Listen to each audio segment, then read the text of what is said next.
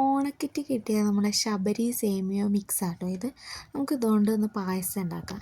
ഇതിൻ്റെ ബാക്കിൽ തന്നെ ഇത് എങ്ങനെയാണ് ഉണ്ടാക്കേണ്ടതെന്ന് ക്ലിയറായിട്ട് എഴുതി വെച്ചിട്ടുണ്ട്. ആദ്യം നമുക്ക് 1 ലിറ്റർ പാലെടുത്തിട്ട് തിളപ്പിക്കാൻ വെക്കുക. അത് നന്നായിട്ട് തിളച്ച് വരുമ്പോൾ നമുക്ക് പായസ മിക്സ് അതിലേക്ക് ചേർത്ത് കൊടുക്കാം. എന്നിട്ട് കൈ വിടാതെ 15 മിനിറ്റോളം നല്ലോണം ഒന്ന് ഇളക്കി കൊടുക്കുക. നന്നായിട്ട് കുറുകി അതൊക്കെ വെന്ത് വരുന്ന വരെ നന്നായിട്ട് നമ്മൾ ഇളക്കി കൊടുക്കണം.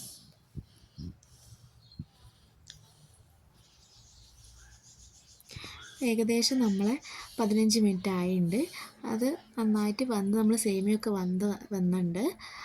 അത് കഴിഞ്ഞിട്ട് നമ്മൾ സ്റ്റൗ ഓഫ് ചെയ്തിട്ട് നമ്മൾ മിൽമേൻ്റെ ഗീയാണ് അത് ഇത്തിരി നമ്മൾ സേമിയ പായസത്തിലേക്ക് ഒഴിച്ച് കൊടുത്തിട്ട് നന്നായി മിക്സ് ആക്കുക.